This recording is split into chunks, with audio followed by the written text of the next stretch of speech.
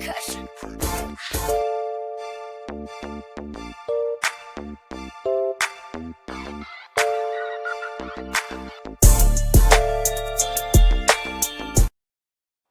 Man, I'm back. Let's see if we got this thing figured out this time. Before I even get started, let's just see if the video gonna play. Ah, man, the video disappeared. Hold on, let's see.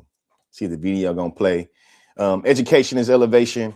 The purpose of today's live stream is to connect some dots between the political, economic, and emotional state of the Black community, specifically for how the crack epidemic impacted it and how crack being flooded in the Black community was a part of a larger scheme of American imperialism to make sure we fight against the bad communist socialists of South America. I think this video is going to illustrate how America has always already made it as if the Black people of America is just collateral damage to how America gets to engage in empire building, as well as how it's able to exemplify its dominance throughout the globe. We know that American culture has always boasted how Black culture is the exemplary, it is the example for how inclusive and how humanitarian America is, because in no other country in the world can people go from being enslaved to being able to create culture for white folks to shake their ass to, while they use that same culture and music to try to indict the way the Black community moves, man. Ain't that crazy? Ain't that crazy, man? Well, I got the clip up. Let's see if Google Chrome is a lot better. It's a lot better. It's a lot better. We're gonna see, man. This the clip I was trying to get to in the last live stream. I believe that it will bring a lot of memories back. Well, as the Navy would say, this happened on my watch. Distasteful as I find secret bank accounts and diverted funds. Well, as the Navy would say, this happened on my watch. Hold on, this ain't Let's it. start with the part that is the most controversial.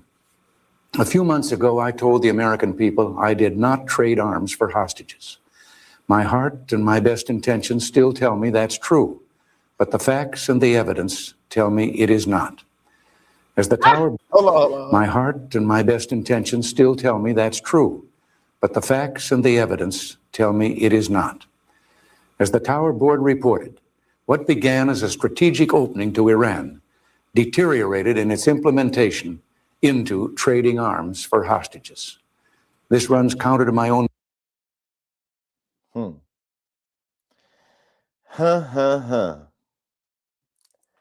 The Iran-Contra affair, it's a hell of a lot more than a footnote from the 1980s political scandal. To me, it shows you how there's always been a conservative contradiction, especially when it comes to fraud, waste, and scamming.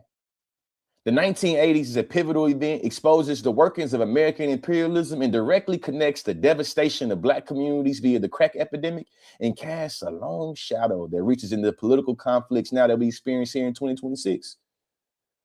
When it comes to American imperialism and its interest in the Middle East, we know that America has always been able to manipulate different conflicts and different narratives to justify its domination within the region. American imperialism in this affair exemplifies the American presidency, the imperial presidency, and covert action is rooted in the perceived right to intervene globally and counter leftist movements.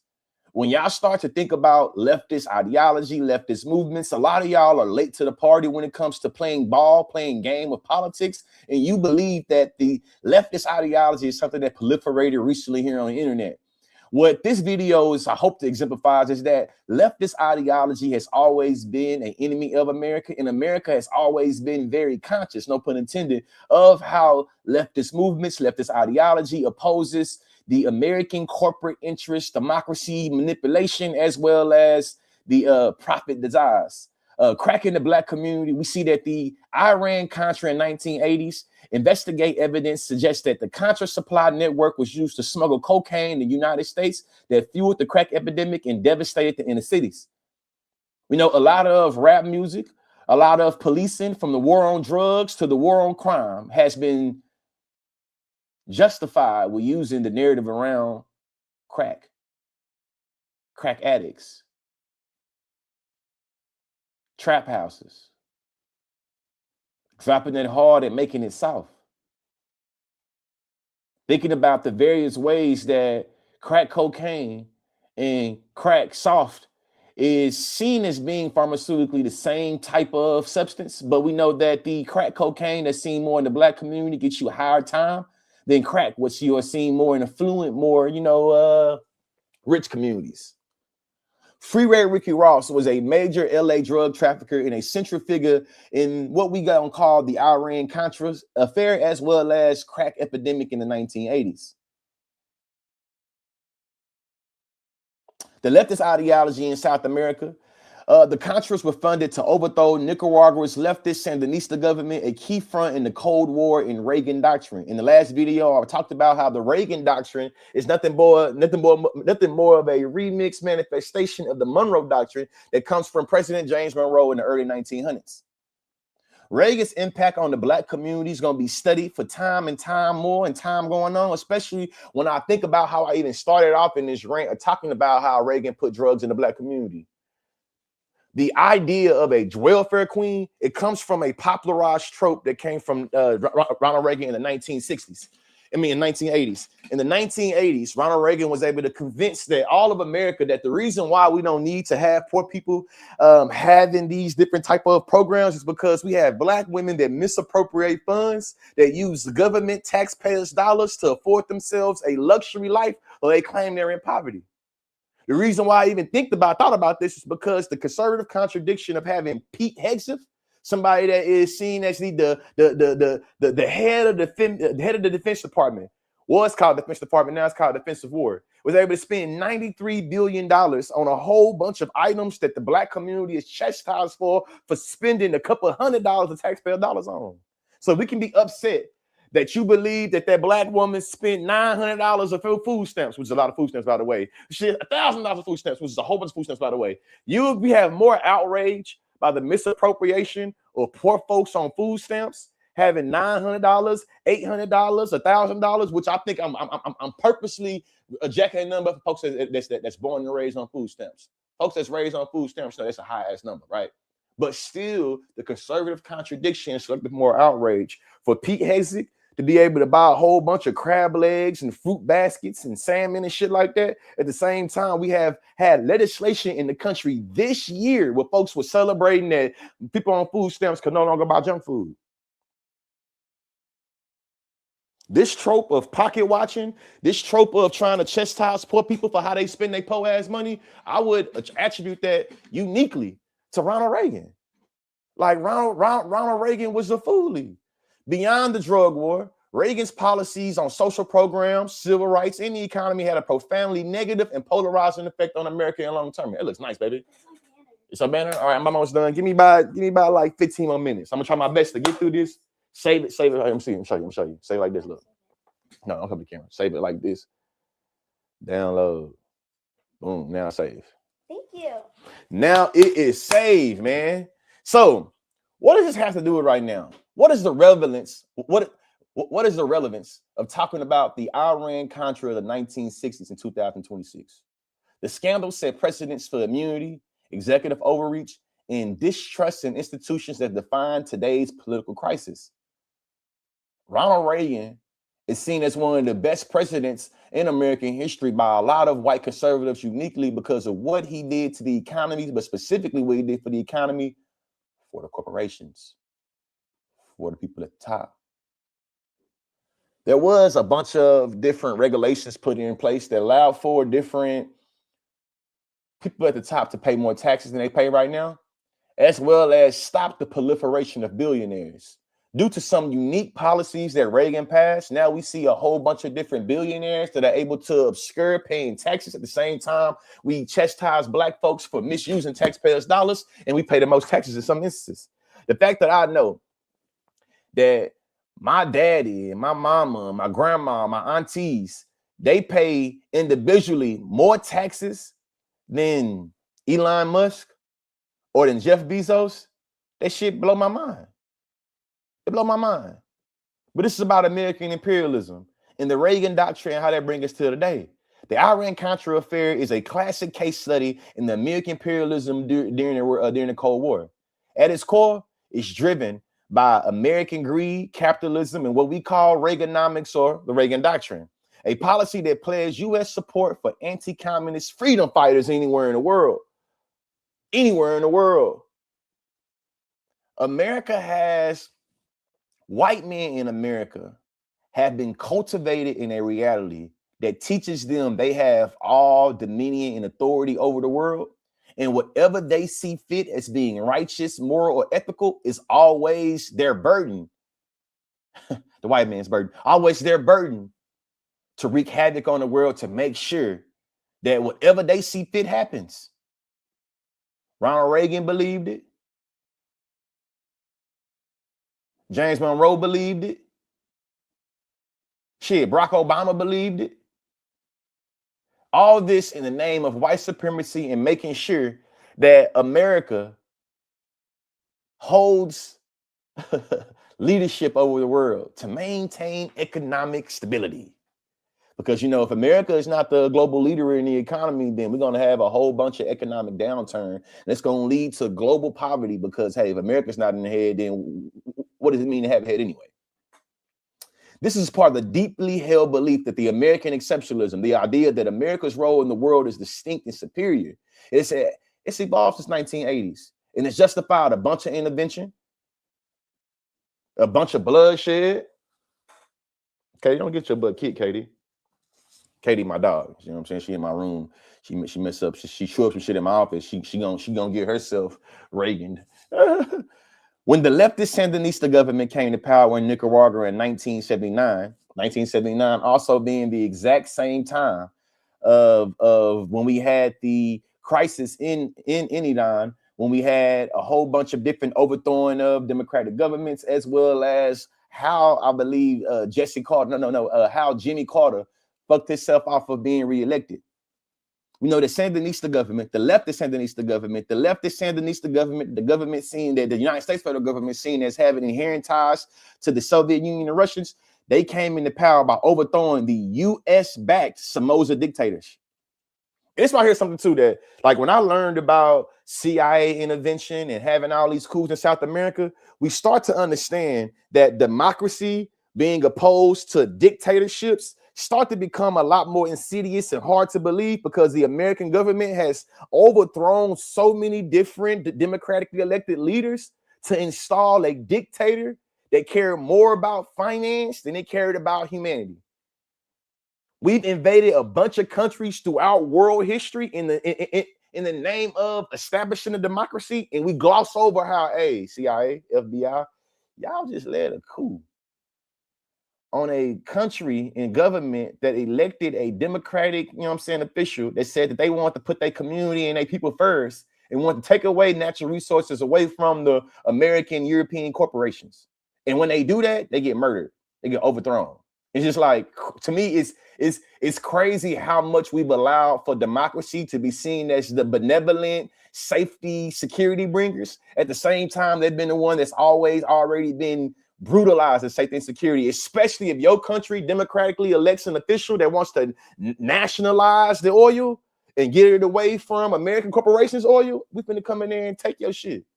So when we talk about leave America and go back to your shit country, a lot of the asylum seekers throughout South America, they seeking asylum in America because of how the American government and American taxpayers has destabilized their government and destabilized their whole country.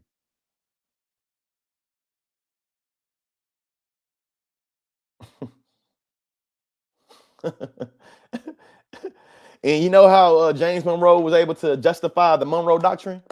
You know how Reagan was able to justify the Reagan Doctrine?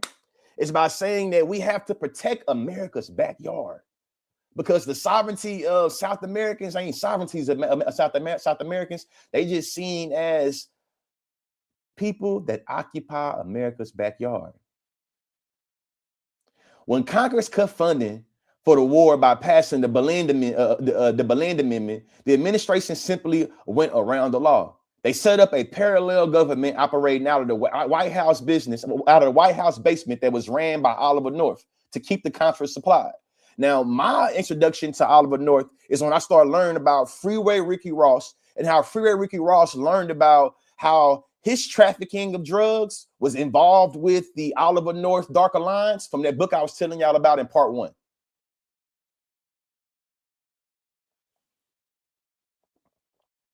Gabriel Hall says, I lived in Tehran and we left in 78 during a hostage situation. The only reason why we were able to leave is because we were black and black people made poor hostages. You know what? You exemplifying that two things can be true at the same time, which I thank you for that. Appreciate you. Is first that you can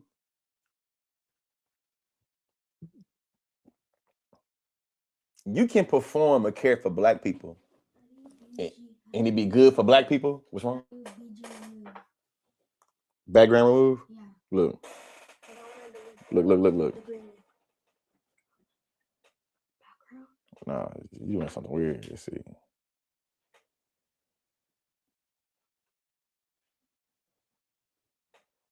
Effects. Filter. Damn. All right, that BG remover. Oh, thank you.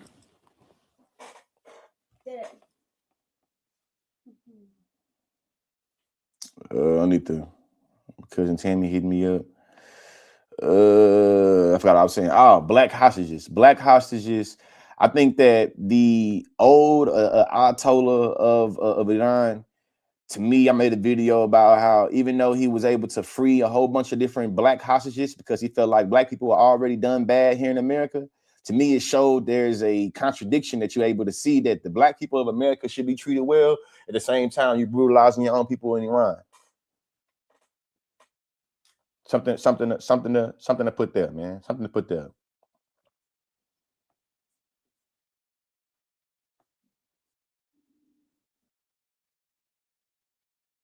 All right. Start bringing this to a thing, man, to make sure we feel like I'm giving y'all a nice little history lesson on how the Iran-Contra affair, the crack epidemic, Ronald Reagan, and selling illegal arms to Iran all brought us to where we at today.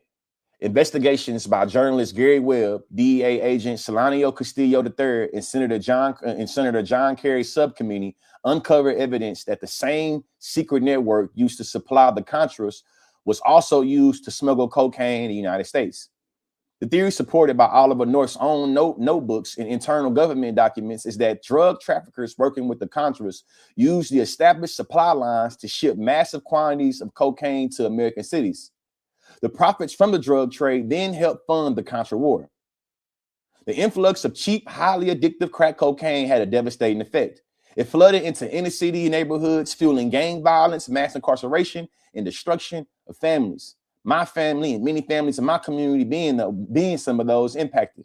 Free Ray Ricky Ross, you know, the person that Brian Williams of Miami, who calls himself Rick Ross, named himself after was a actual major drug trafficker in Los Angeles.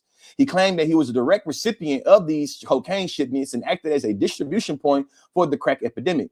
While the full extent of the CIA's knowledge and involvement remains not all there, the convergence of covert warfare and drug trafficking is well documented as an aspect of the scandal. We know that this convergence transformed the hip hop, which ultimately had a huge impact on Black African American hip hop music and our culture. I think about Young Jeezy and him breaking down trap music as it was a science, talking about bring out the water, getting out the baking soda, heating up the pot. Thinking about how that phenomenon, which reached the hip hop music that led to a whole bunch of different luxury and different profit being generated, uniquely came from the CIA flooding our community with crack. One of the greatest presidents to a lot of white conservatives is single-handedly responsible for moving crack inside of the hood. Now, I would argue that they say leadership is always seen incompetent when you have people under your leadership making bad decisions and you feel like that does not reflect on your leadership, or it shows that you didn't have any power in leadership to be able to hold that. When that staffer from Donald Trump was able to post that racist ass video of monkeys and apes, and they were able to write it off as being the staffer and it not being a symptom of Trump leadership, this shows you how white privilege operates. when Ronald Reagan was able to act like he didn't know what was going on with his own administration, illegally selling arms to Iran to then give guns. I mean, he was illegally selling weapons to Iran to then take that money and give it to the Contras in Nicaragua to fund drugs in the community as well as funding weapons to be able to fight the socialist communists in Nicaragua. Say no to crack, man. Crack is whack, man. Like, hold on, let me find this.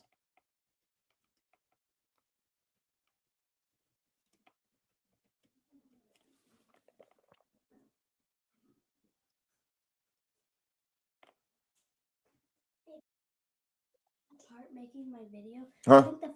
I think my favorite part of making a video is the thumbnail. Oh, it is? Yeah. Okay, I'm almost done. Give me like 10 more minutes. Okay. But Dad, I tell you something. Hmm? I switched it up. Okay, let me give me. I'm on live stream. Half bathroom, half bedroom. It's like half my character is like having a rope brush in her teeth, and then the other half is with pajamas and the bed. Okay. I see. I want you to. And it's gonna. And then on the top, it's gonna. I already think about what you're gonna do on the voiceover video. That way, when I'm done with this, we can make the voiceover video do. Can you close my door? Can you close my door? Close my door. Close my door. Close my door. Close my door. Hey, y'all know they say Nancy Reagan had a thing for black men. Crazy, right? To young people watching or listening, I have a very personal message for you. There's a big, wonderful world out there for you. It belongs to you. It's exciting and stimulating and rewarding. Don't cheat yourselves out of this promise. Our country needs you, but it needs you to be clear-eyed and clear-minded. I recently read one teenager's story. She's now determined to stay clean, but was once strung out on several drugs. What she remembered most clearly about her recovery was that during the time she was on drugs, everything appeared to her in shades of black and gray. And after her treatment, she was able to see colors again. So to my young friends out there, life can be great, but not when you can't see it. So open your eyes to life, to see it in the vivid colors that God gave us as a precious gift to his children, to enjoy life to the fullest and to make it count. Say yes to your life. And when it comes to drugs and alcohol, just say no. Telling us to just say no. The hell? Hold on, man.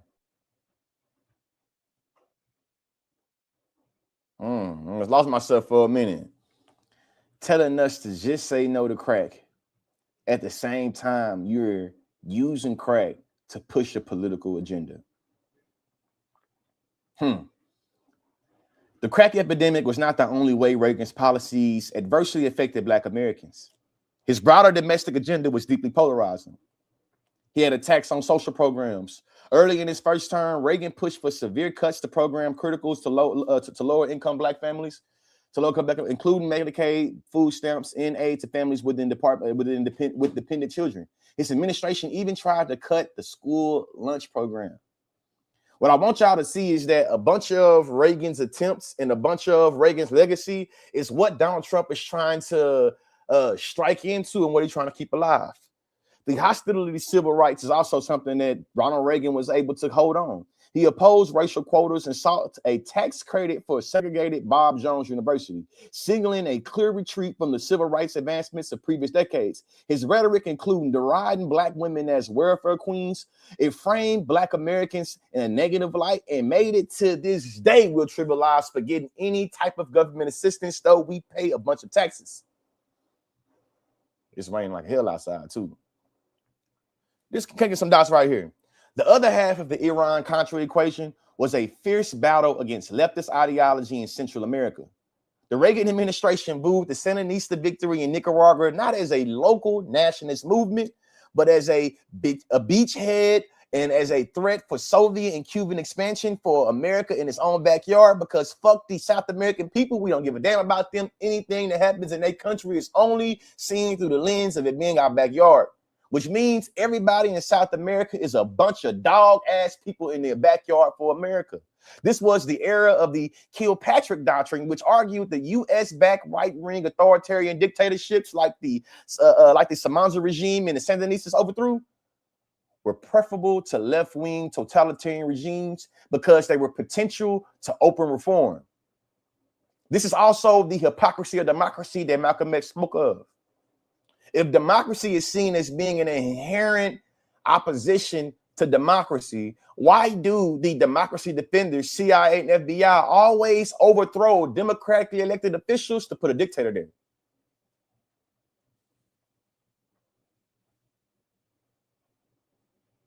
The proxy war with leftist ideology in South America. There were CIA-trained Contras carried out terrorist raids that destroyed economic infrastructure, that assassinated civilians, with a death toll reaching an estimated 20,000 Nicaraguans. The goal was too low-intensity conflict to bleed the Sandinista government to prevent it from succeeding as a model for other leftist movements in the regime, particularly in neighboring El Salvador. The Iran-Contra affair was a secret, illegal engine that kept the war going when Congress and the America wanted to stop, showing you that it doesn't matter what America or what the people of America or what Congress wants. This shit has always been about corporate interests. When I go down the rabbit hole and I learn about the Shah and the Ayatollahs in 1903, I believe, 1904, BP oil, what was called the Arabian petroleum, blah, blah, blah, blah, blah, blah. This is what we know.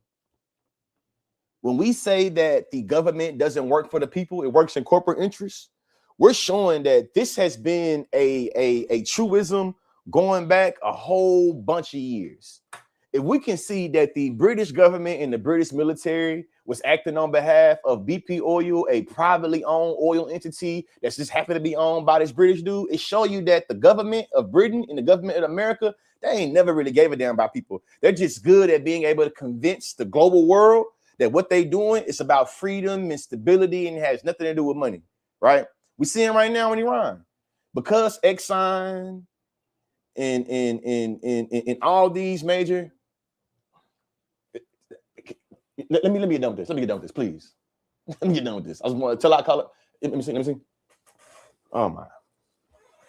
Hello. I'm in a live stream and I've been trying to tell them I'm trying to finish and they've come in.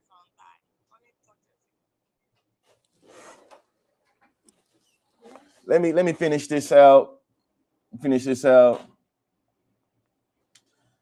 Let's see. I had more points, but the 3 points that I want to just end this on is that this matters in 2026. It's because it shows us that the playbook for obstruction is always a fair game when it involves corporate interests and how America government believes that its corporate interest is something that's about social order. America shows that its corporate interest is always tied to global security in domestic security, and saying that if corporate interests are obstructed or conflicted or threatened in any way, it's always seen as a threat to American domestic security and American global order. Officials lied to Congress, withheld documents, and obstructed its investigations. As historian Alan McPherson noted, this playbook looks strikingly familiar. He draws a direct line from how Congress handled the Iran-Contra affair in its response during Trump's first impeachment in 2019, when the Senate refused to investigate or hold the president accountable. The second is the erosion of trust. The affair deepened public cynicism about the government. The idea that our government might secretly arm your enemies and flood your neighborhoods with drugs to fund a foreign war, is the kind of conspiracy theory that becomes harder to dismiss even when evidence suggests it's true. The erosion of trust is a defining feature about current political movement. And it's showing you that if you believe anything going on right now is something that's new, it's showing you that you have not paid attention to Black history and you don't know the plight of Black folks in this country. The last And this is something that I'm gonna mess with my boy Political Plug Damo on my podcast Chop Up Show about. The unresolved constitutional questions. The core issues. The president's power to conduct foreign policy and limit congressional oversight, and the role of courts resolving disputes between branches remain legally and politically unresolved.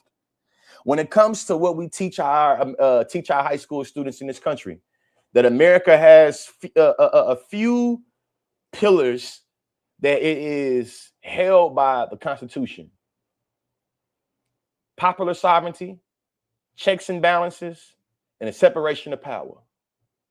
We see from the Louisiana Purchase to all of the unauthorized acts of war that different presidents have committed without Congress approval, to the Iran-Contra affair itself.